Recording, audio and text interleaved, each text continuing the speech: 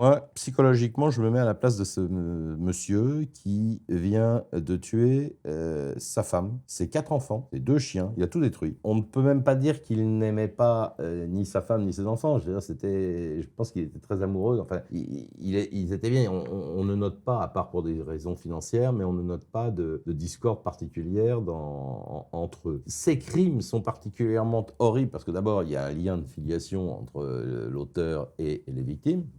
Ses 4 enfants et sa femme, c'est pas rien. Et le quatrième enfant, il était pas présent au moment dans la première partie de la tuerie. Et Xavier Dupont de Ligonnès va, après avoir commis ces crimes sur 3 de ses enfants et son épouse, il va voir son fils à Angers, le seul survivant à ce Ouais. moment-là. Il tue sa femme, il tue ses 3 gosses, il en manque un, il va le voir, il monte toute une tarabistouille pour le faire revenir avec un mensonge, hein, parce que, bien évidemment, jamais eu d'accident de vélo. Et là, il abat son dernier gosse. Dans quel état psychologique se trouve ce monsieur d'avoir tué tout ce qu'il a fabriqué? Qu'il soit acculé par les dettes, qu'il soit acculé par tous ces échecs, je pense qu'à moins d'être un monstre, on ne peut pas sortir indemne d'une telle situation. Et il tue en tout cas ses 4 enfants pour pas leur montrer qu'il est un incapable et il a la honte. Enfin, c'est un peu ce côté je suis un raté, mais je veux que personne ne sache, en tout cas pas ma famille.